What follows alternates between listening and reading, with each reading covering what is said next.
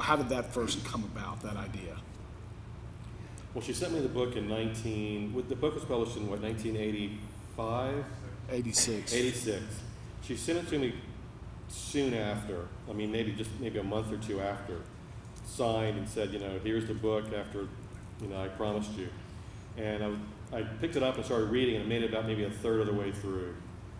And just kind of put it down, I don't really know why, maybe because it just wasn't something I was interested in reading at the time. And, it was there, but it wasn't really there. Yeah.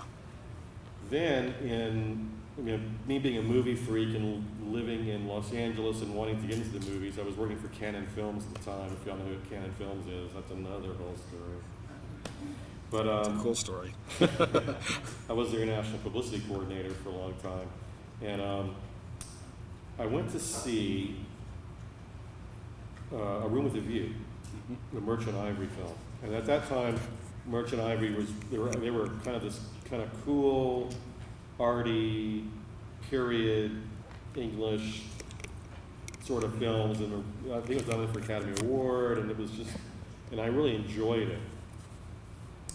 And I saw what could be made on a relatively small budget with three or four characters and period. And I thought to myself at the time, like, I'm gonna take a look at this book again, because I know Miss Ellis, and Conan's, that's a selling point. Yeah. It's a selling point. And I know the story. Let me pick it up again and start reading it again.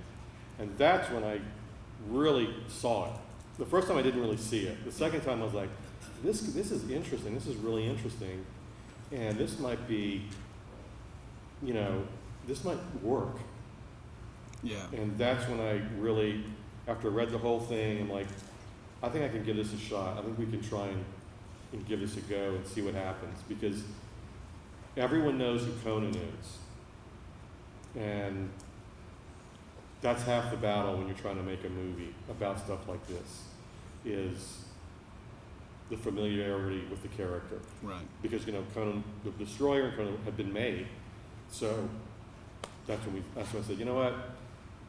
Let's give it a shot. Let's option the book. I optioned the book for $20 from Miss Ellis at her house. Wow. And she gave me permission to start, and that's when it started rolling. It's probably late 89, 90, right around then.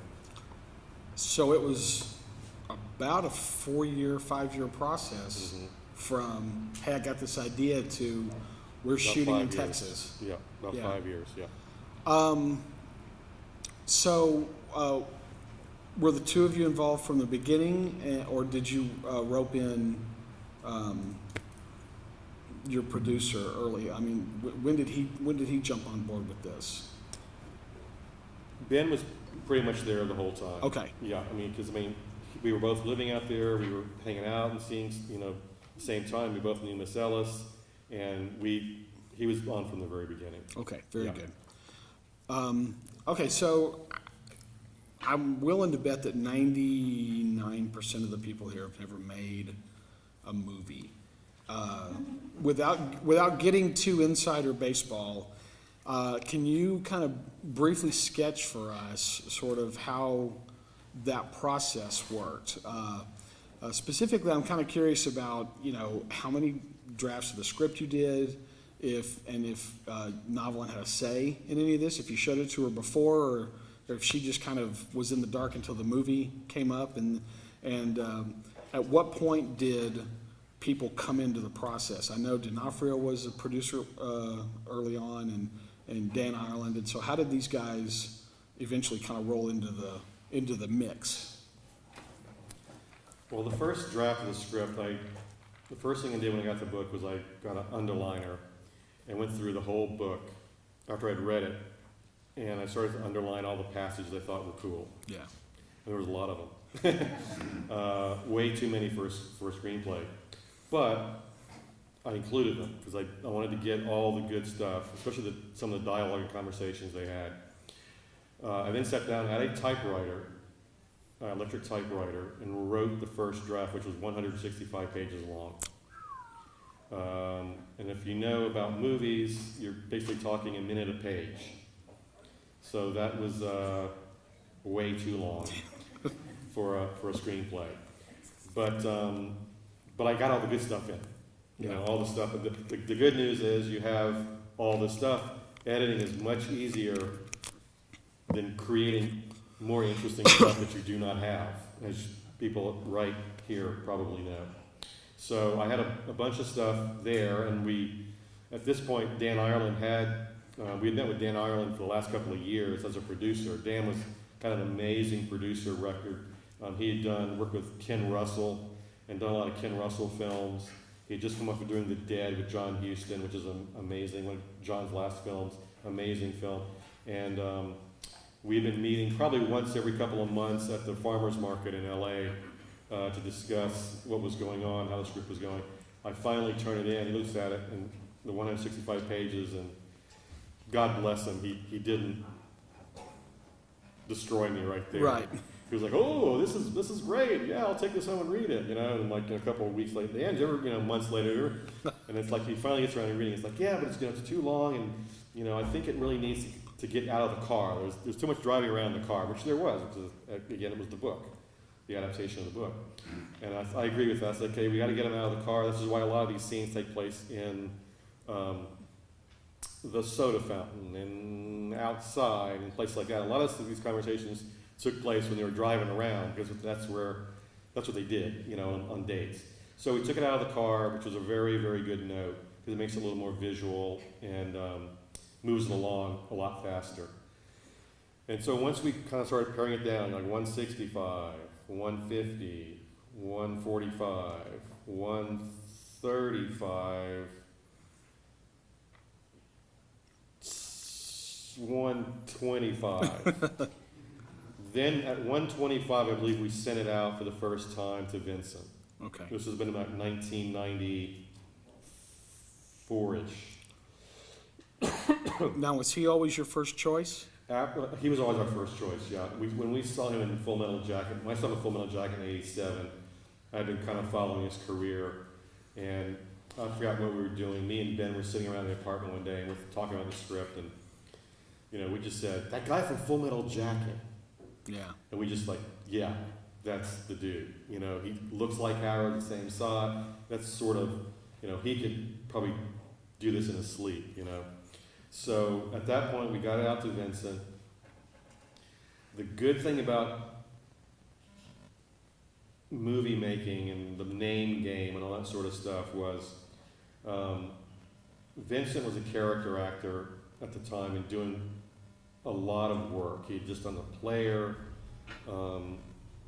He had a pile of scripts in his apartment, his house this high. But when we gave him the script and sent it to his agent, we said, "We want him to star in this movie." Our script went from the bottom of the pile to the top of the pile, because now here's a lead role for a guy who's been playing characters for 5 years. Yeah.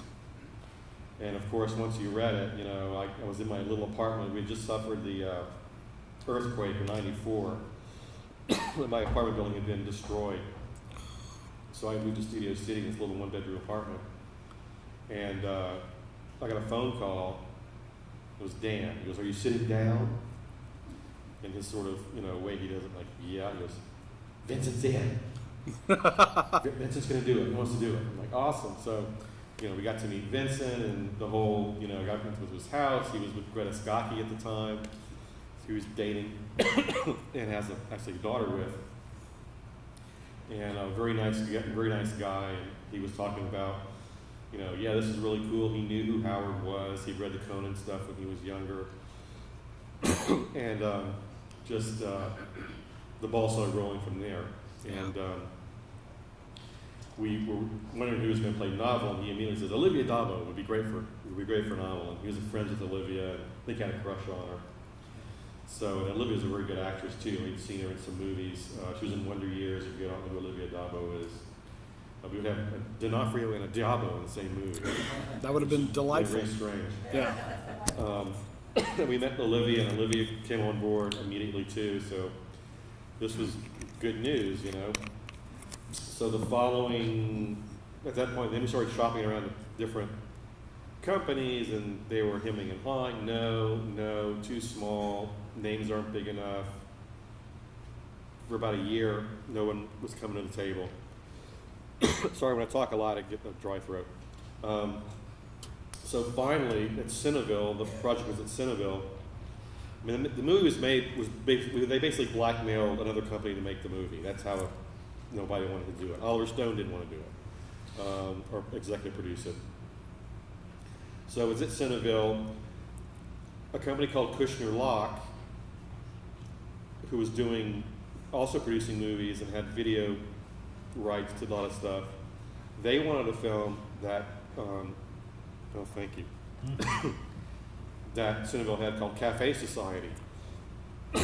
And Cineville basically said, okay, well, we'll give you Cafe Society if you make The Whole Wide World. And they were like, they said, okay, fine, we'll go ahead and do it. The original budget was right about $1 million, so it wasn't very expensive. And that's basically how the film got financed, was another company wanted another film that our production company had. And I mean, it worked out in the end because Cafe Society has really disappeared. Yeah. And ours has kind of lived on quite a bit through the years, and it's had the staying power.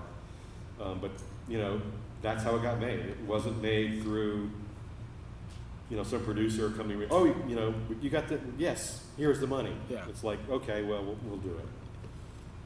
Essentially, it was emotional blackmail. Yeah. Yeah. So once everybody got in place, and of course, Olivia Gabo got pregnant and had to drop out of the movie. So how did that come about? Well, she went to with Vincent, and Vincent and Olivia went to Lafayette and met Miss Ellis, because we kind of demanded they go and meet Miss Ellis. So in the spring of '95, I want to say it was March or April, they went to Lafayette. I'll never forget this, is a great story. We got off the plane with Vincent, because we were all flying together. We arrived, and there's a camera crew at the airport. We've told nobody this is happening, from Channel 10 or whatever. And we're like, oh, what the hell's going on here? Because Vincent doesn't want this stuff happening. Yeah. And we were walking out, and they're kind of waiting. It turns out the new bishop was on our flight too, in the diocese. And he was arriving at the same time, and they were there to film funny. the bishop. And I'm like, oh, thank God, So there was no press there at all, because we promised. So anyway, they came in, met Miss Ellis, and it went really well. And they, Miss Ellis was talking about Bob and how he's this big personality, and really getting Vincent sort of the heads up on how he was. Yeah. And of course, Olivia got to meet Miss Ellis, got to know her. Then, we were back maybe 2 or 3 weeks from the trip, and I actually had a dream that Olivia was pregnant. Oh, wow. Believe it or not. And 2 days later, it was confirmed that she was pregnant. I don't know why, but I had one. And you weren't responsible in any way. no, I wish. No, but because she was a beautiful, beautiful woman.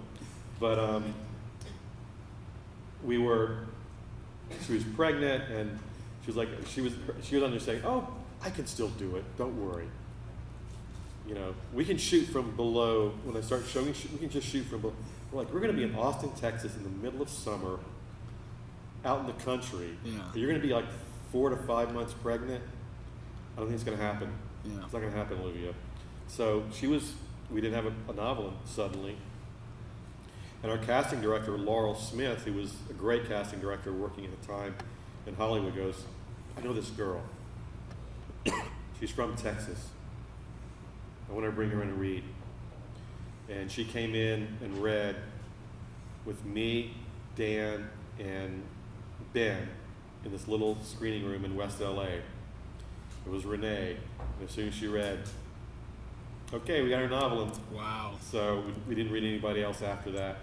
And the rest is history, And she was from Texas anyway. She had the accent down. Olivia's English. So she has an English accent normally, but although she can lose it like that, she's really good at that. But we just said, okay, we're going to go with her. And that's how Renee came to the project, because Laurel Smith brought her in. So it really was a charmed set of circumstances. I mean, Yeah, I mean, in movies, that's how it happens Yeah. most of the time, especially independent stuff. I mean, all the stars have to be aligned and come together for these things to happen, especially in the 90s. You know, the 90s was kind of from the late 80s to the 2000s, kind of the golden age of American independence, and that's how these things happen, because they throw so many roadblocks in front of you that if you don't have some sort of luck, or you're not catching cards or something, it doesn't happen. right. So,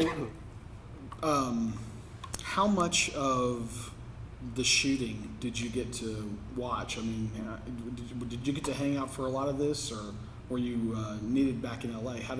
How much of that did you get to see when it was in progress? All of it. Oh, great. I was spoiled. I got to be on the set every day. I only rewrote one page.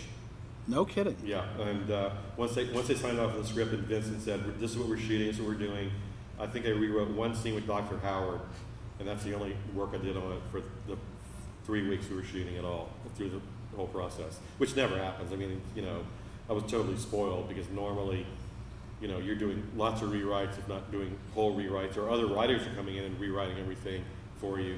But once Vincent said that's it, no one screwed with him, and like I said, I wrote maybe a half a page to shorten some stuff with Dr. Howard. I think it was the scene where he's talking to her when she's sick.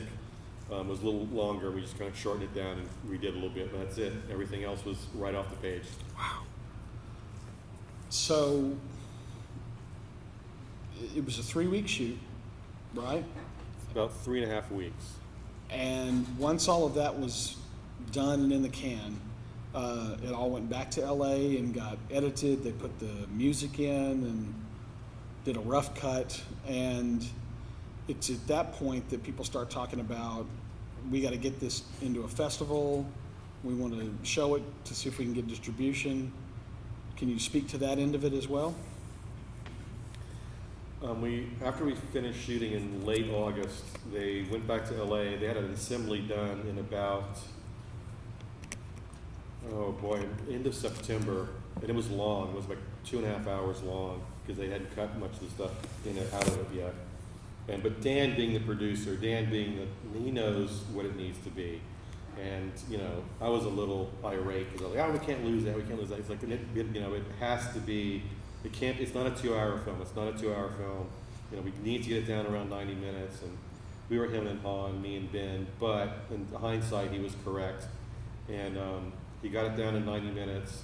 I don't think that was the actual film they submitted to Sundance. It was a little longer version. It may have been the director's cut or the cut before that. But when it was submitted to Sundance, because the Sundance cutoff was into September, early October at that point, so we had to kind of rush. They did send a longer version, under the understanding that it's going to be shorter by the time the festival rolls around. And once again, right around that time, I got a call from Dan. He's like, "Are you sitting down?" And I'm like, "Okay." Like, we're in a Sundance, we're in competitions. Like, oh, great. So it was a really great day, and we were really psyched, because we knew in October that in January we were going to Sundance, we were going to be in competition. And I think that everyone was really happy about that. And they cut it down to right around 90 minutes for the festival. And it did great at the festival. We were really kind of mad, because at the same time, Care of the Spitfire Grill, you remember that movie, was in competition with the Audience Award. There were 2 films that were in competition with the Audience Award, our film and Care of the Spitfire Grill. And at the time, the Audience Award was really important, because if you won that, you could normally get a big paycheck out of the distributors. But you voted, the audience voted, it's an audience award, and for whatever reason, we don't know why, they got an extra screening. Oh, boy. And we didn't, and they won the audience award. But who remembers Care of the Spitfire Grill? Nobody. But I know if we had got another screening, we would have probably won it. The director of Care of the Spitfire Grill was attending our screenings to look at the reaction. Like, oh shit. You know, oh my God, you're like, this is, we may not win. Yeah. So we don't know what was going on. We don't know if there was any back alleys. I don't know, but they got an extra screening and we didn't win it. So Yeah. oh well. So, but you did get picked up for distribution. Yeah, Sony Classics. They picked it up. Sony Picture Classics picked it up, and then the luck kind of ran out when Jerry Maguire hit. Well, I mean, because that was the thing that pushed the release of the film back, was it not? well, the thing that I think the problem was, in hindsight, I mean, I got to meet Cameron Crowe because he came to a screening and saw it, and then cast Renee in Jerry Maguire, which she shot that summer Yeah. in Jerry Maguire. But we had this film that premieres in Sundance in '96, and when they opened the film, they opened it on like December 23rd Yeah. of 1996. And the day that opened, there was like 9 other films opening at the same. And it's like, in hindsight, we were like, why are you opening this film at Christmas time, Right. where it completely gets lost with these big blockbuster movies and the independents? And I mean, this really probably it should have come out in October, early November, or you hold it till after Christmas, Right. but preferably in the fall. Yeah. Just before, Maguire and all that stuff. And so it really got lost. Yeah. It didn't see much of a distribution run because of that. And they did open it out a little wider after the first of the year. But for the New York and LA things, it was like, oh, it's a little movie that's getting good reviews, but no one's really going to go out and see it because there's too much else out there to see. Yeah. I'm not sure if it was because of Renee being in Texas, but we saw it in December at the Dobie in Austin, and it was at the Dobie for 2 weeks. I mean, it was literally, in and out. And there was a lot of buzz. There was a lot of positive reviews. A lot of people were real excited about it, and the few Robert E. Howard fans that heard about it were energized by it. But it wasn't really until this got put on VHS. For those of you under the age of 100, that was what DVDs used to be. When it went to VHS and Laserdisc, that's when I think it really got the shot in the arm. Well, yeah, I'm sure a lot more people saw it on home video. And a lot of independent stuff that was the same for a lot of independent stuff. Yeah. That was where they made their money at the time, was through home video, VHS, Laserdisc, and then later when we did the DVD, I think it's done pretty well. Yeah, there was about a 3-year gap between VHS and DVD. It was kind of at the beginning of the DVD craze, when enough stuff was moving over that it had that critical mass. Right. Then it got another shot in the arm when it got put into rotation on Lifetime. That was when a funny thing started happening here at Robert E. Howard Days. Women started showing up to our little sausage fest, wondering where the sensitive guy who wrote all the poetry was. So that was when we kind of noticed, oh, hey, this has actually worked. So this thing has been out now for 20 years, and continues to be, for a lot of people, an introduction to Robert E. Howard. And I don't know that. I'm curious as to what your thoughts are regarding what has become of an entry point for Robert E. Howard fans. How do you feel about that? Well, I think it's great, but it's funny because I tell everybody when I do it, it's like, this is a story about a school teacher. It's a story about Novalyne, really. I mean, she's the lead character. I mean, obviously, Howard is the big part of it, but it's not a story about Robert E. Howard. It's about the relationship he had with this young schoolgirl in the years before he died, and it's a love story. It's a love story it's kind of a tragic love story, but it's really, I tell people this is an adaptation of One Who Walked Alone. It's not an adaptation about the history of Howard or Howard. Right. It's an adaptation of Novalyne's memoir. And, but I think the great side effect is it has introduced a lot of people to Howard, and once they, and those people that are into Howard, when they get to read her book, Yeah. when you get to see the first person account, it really brings him to life as well. Because for all the scholars out there and all the guys that are really into it, from my research, I read Howard's work, I read the letters, and I read Miss Ellis's book. And that's just about as far as I got, because I didn't want to delve too deeply into the hows and whys, and I didn't go there, because I really kind of wanted to get the first person experience I got out of the book, and not delve too deeply into Howard's history or what the long-term family dynamic, the long-term history, because all I saw was this period, and I kind of concentrated on that period alone. Yeah. And I think it paid off because that story is so powerful. Those few years they were together and we're seeing each other was so powerful that it kind of, all that other stuff kind of fades away in the background and is not as important to my story. Right. Because Novalyne, I'm sure wasn't, I'm sure she'd been interested, but all that past history she might not necessarily have gotten at the time, but the stuff she did get and she included in the book is what was important. Right.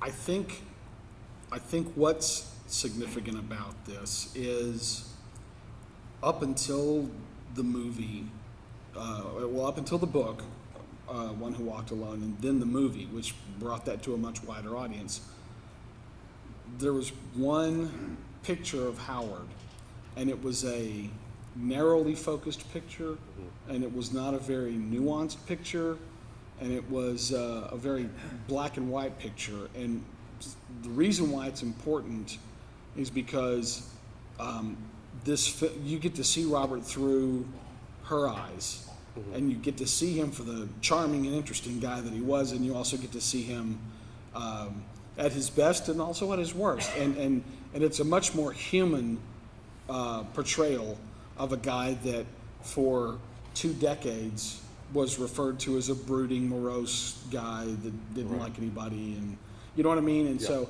that's what I mean about it being a touchstone and an important introduction, because when you start with that more nuanced picture, it's not as much of a shock to find out other things as it is when you have this one picture in your head of the guy, and then you find out none of that's wholly accurate. So, well, too, with Novalyne's book was a response book. yes, very much so. It was a response book, and L. Sprague did a nice job on the book, on the biography, but he was never didn't know Howard. Yeah. Didn't know Howard, and when she read the book, and she was working with him on the book. She was interviewed with the book, everything, and then the book came out. It was like, wait a minute, I'm gonna do my own book, because I knew that and I'm glad L. Sprague did the book, because if he hadn't done the book and interviewed her, we might not have had the whole One Who Walked Alone, because that's kind of what it was. Yeah. And from her in a first person account, and of course, a first person account's the best account you can get, from someone who knew him and knew him well for that time. So I thought, she did a great job, and that's what I wanted to concentrate on for the screenplay. We're kind of at the little past the halfway point. Does anybody have any questions about this? Yes. You said you read some of Robert E. Howard's letters. Was that the selected letters from after Novalyne Press? Yeah, I read the Rusty. What was they were like the pamphlets. There was 2 volumes of selection. Right, and a lot of them, the Lovecraft and. The first volume had letters to Clyde and Harold Crease, and then I think Right. the first of the Lovecraft letters. The second one was mostly Lovecraft and Clyde. Yeah, the great thing is I had Rusty.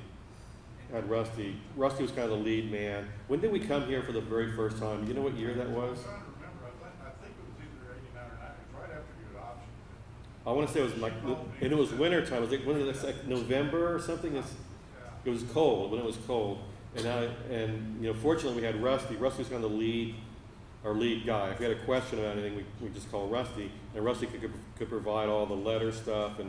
And Glenn Lord, I also met Glenn Lord as well at Novalyne's house and several times. But Rusty was also instrumental in guiding us along.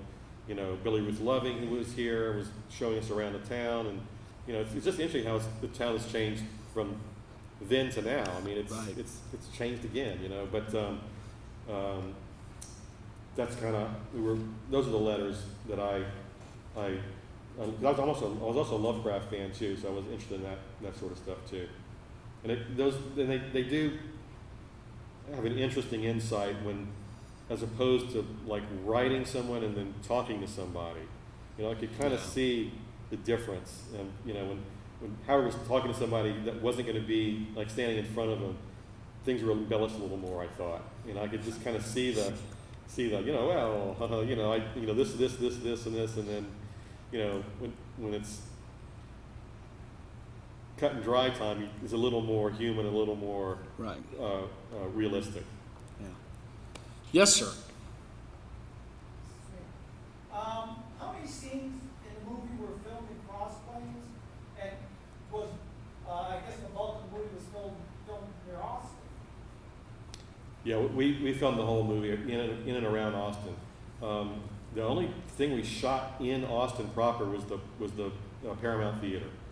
The scenes in the theater were downtown the Paramount Theater.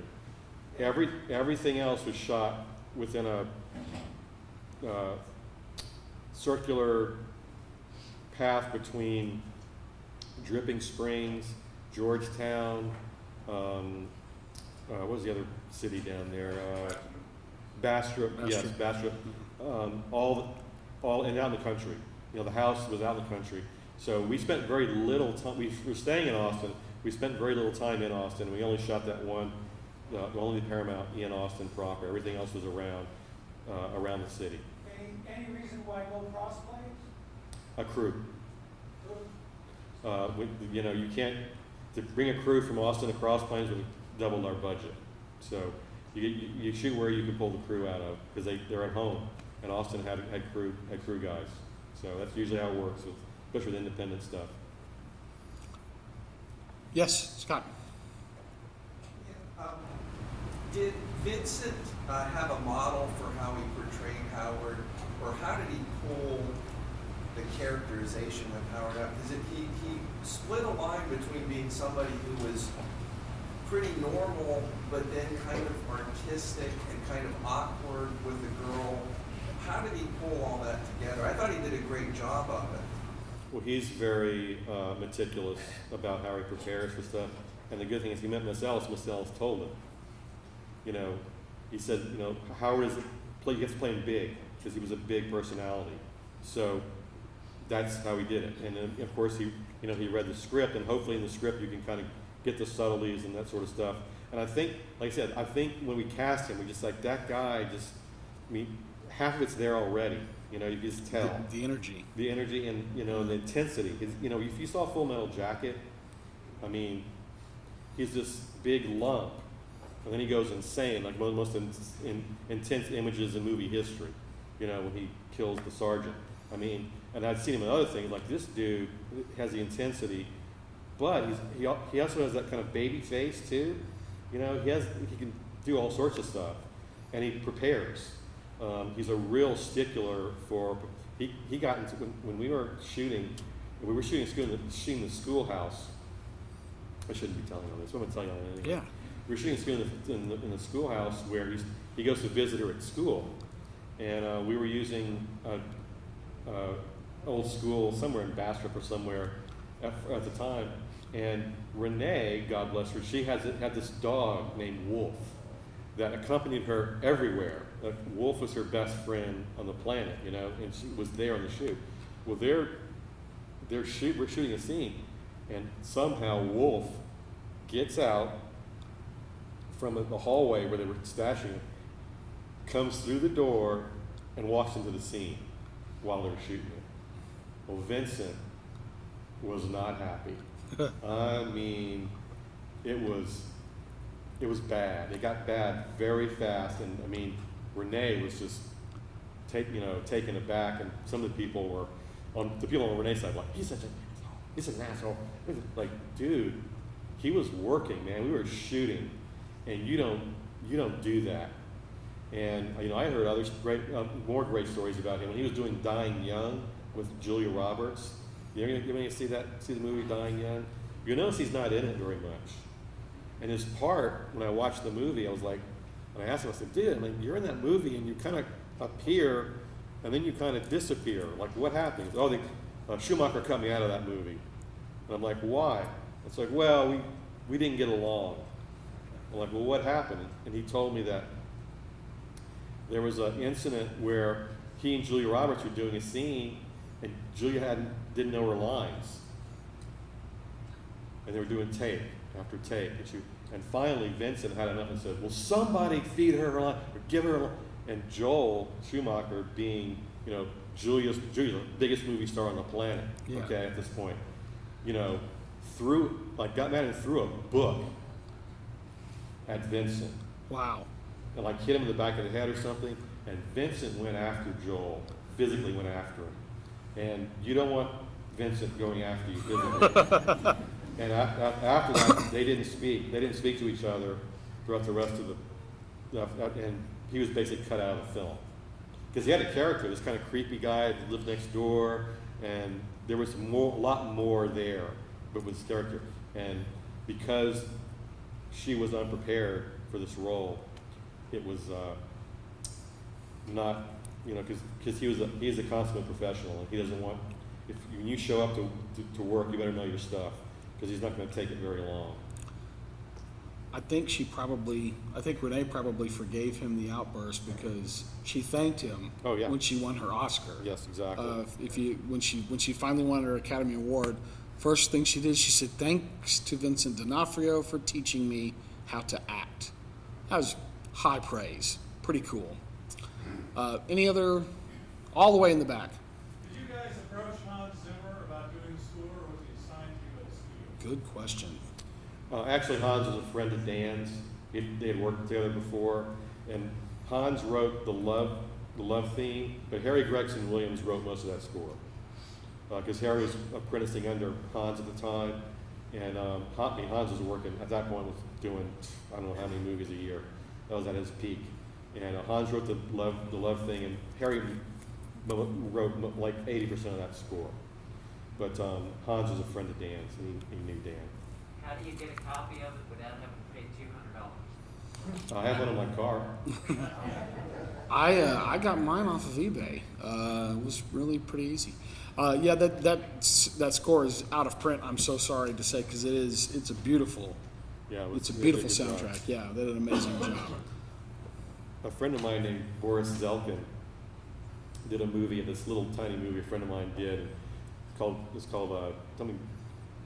The Height of the Sky was it called. Little Lynn Clinton, who's actually related to Bill Clinton, wrote this little period piece, and I'm watching it, and Boris, who did the score, is right. I'm like, after the show, I was like, Boris, man, I really liked your score. It kind of sounds like The Whole Wide World. Goes, oh yeah, I worked in The Whole Wide World as an arranger. I'm like, well, of course, So he was actually, I could tell from just watching this little. Oh yeah, it sounds like The Whole Wide World. He was working with Harry as an arranger. Too funny.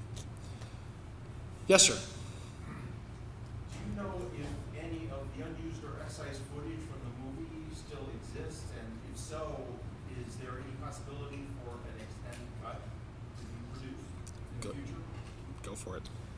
That's a good question. Now that Dan is not here anymore, I don't know. That's who I would ask if I had to ask somebody, because he would be the guy on top of that stuff. It may be around somewhere. I'm not sure. I mean, I don't know what Sony and what those people do with some of the excess, because we're shooting on film, and there's probably not a lot of extra film laying around anymore. Yeah. So that's a good question. I don't know. We're going to watch the director's cut. We see today a couple of scenes that were deleted, and there may be a print out there with the director's. I don't know. I can't tell you. I can tell you that the Japanese Laserdisc, which was put out concurrently, that cut was about 6 to 7 minutes longer. And so I'm real curious if the director's cut is that laser cut edition with those scenes. So Well, you said there was some rot on the disc, and that may be a Laserdisc rot. Because DVD rots are rare, but Laserdisc rots are very common. Yeah. So that might have been a transfer from that Japanese Laserdisc. if that's the case, that's the Japanese Laserdisc, and it's Dennis in here. he's behind you, I think.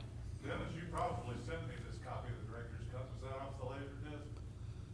Dennis, was the copy of the director's cut that you sent off the Japanese Laserdisc? Yes. Yes. So that's what we're watching. Problem with it, it's not on my list. Very good. Something in between. Yes, ma'am, in the front. Is there any scene that you wrote and perhaps filmed that didn't make it into either of the cuts that you wish had? Not really, because like they said, by the time we cut things down, by the time the script was shot as we had it, I'd really have to go. There was a lot more stuff about the Mrs. Howard and the Indians, and the Indian. When I really kind of wanted that to stay in because it was really interesting and a kind of a dividing point in the relationship when it happened.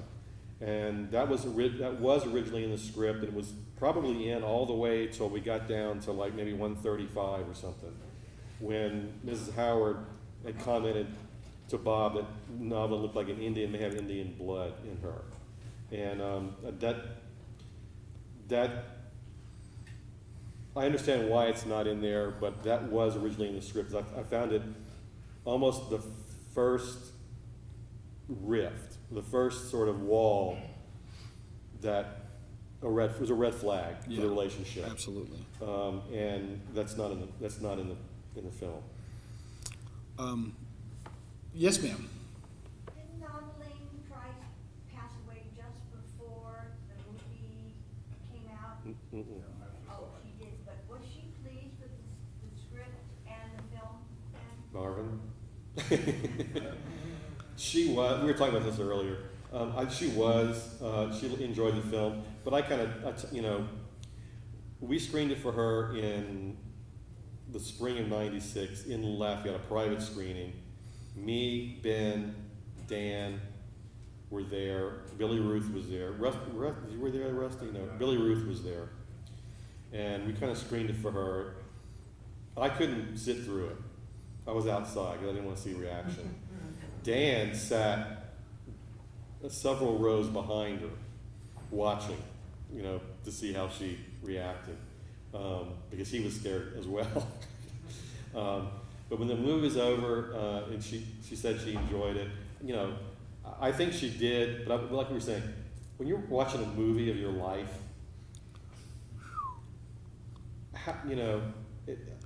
it's That's tough. You can't. I don't know.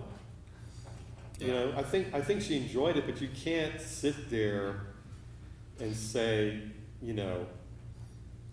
I don't know if she's being polite. I don't know, because it's got to be a surreal experience. It's because it's not your life, it's not you, but it is. So it's really hard to say. She told us she enjoyed it. I think she did, but I can't say. She's gonna get up there and go, that's it. You nailed it. Yeah. Because first of all, she wasn't like that, and it's just a different experience. She did some writing of her own, and in addition to teaching speech, she directed and things like that. So hopefully, there was that awareness that it's a separate thing. And yes, and I do think it's kind of interesting. I when you said it at the time, I thought it was kind of cool that she was giving Vincent D'Onofrio acting notes. You got to think that's pretty cool, Here's some stage direction for you, Vincent. That's pretty awesome. I have one thing that I meant to ask you earlier. There are several scenes in the movie where we just see Howard by himself or with his mom or whatever, and those are obviously scenes that you wrote as connective tissue emotionally that were not in the book because there was no way of knowing on that side of things. How did you approach writing those scenes? Was it kind of mercenary? Were you feeling a need? I need to have something in here for this, or did you base it on anything, or was it a mixture of the two? I think we kind of decide. I mean, with the whole what I call the forgiveness scene, with the mother kind of giving in and saying maybe he should see her again. I mean, we don't know what happened there, but I don't think his mother was an evil person. I just don't. And that's kind of the reason we kind of left some wiggle room there. Because I don't think she would want him to kill himself. Right. I don't buy the fact that something like that would even ever happen. So, we took some creative liberties, but I think for the story, I mean, you have to keep people interested and you can't paint, like I say, you can't paint someone just in one particular way. Everybody has different sides. And especially when, she's about to pass away and she's not doing good. I mean, I think it's good. It worked for the movie for sure because it gave him an out if he wanted it, dramatically. And I just don't think she was evil. She was a protective person and all that, and loved her son obviously. I just didn't want to paint her as someone who would stick to her guns, and I don't think she was like that. So that's kind of why we softened that a little bit. Okay. All right. Very good. One last question. Yes, sir. One of my takeaways from the movie was just really capturing the time period well. Being a small budget movie, did you have any challenges doing a period piece? Oddly enough, no. I thought when going in, I thought the period is it's going to cost a lot of money, but it's actually not. It didn't. The cars. You can get cheaply. I mean, they're out there. And I mean, the biggest expense is that Greyhound bus at the end. That was the biggest expense. They brought it in. It's like the last remaining running Greyhound bus from the period, and they brought it in from. I don't know where they brought it in from, but they trucked it here from New Mexico or Arizona, or maybe California. I don't know where. And as soon as it got here, it broke down. But all those cars and all that stuff was not that expensive, believe it or not. And I was like, cool, we can do it. And of course, you have the professional costumers and all that stuff. And those guys are great. They're amazing, man. The prop guy, when I showed him the Pierre Louis book and the Weird Tales, he said, "Oh yeah, I did that." And like there they were, when we showed up, they had the book, they drew the whole thing, everything almost exactly like it was. And that's just their job, when they're on the film shoot, that's what they do. So I actually used some of my own Weird Tales. If you watch it, I collected a couple. They're actually in the movie, sitting on the desk and things like that. So those were mine. But the Devil in Iron we didn't have anymore because it was it had gone missing at that point. And he got it and we used it.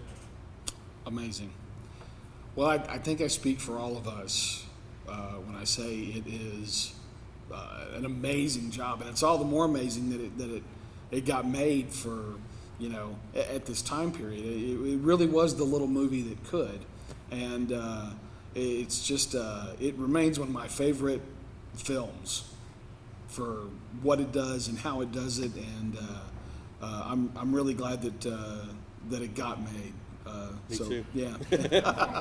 Thank you for that. Folks, let's have a big hand.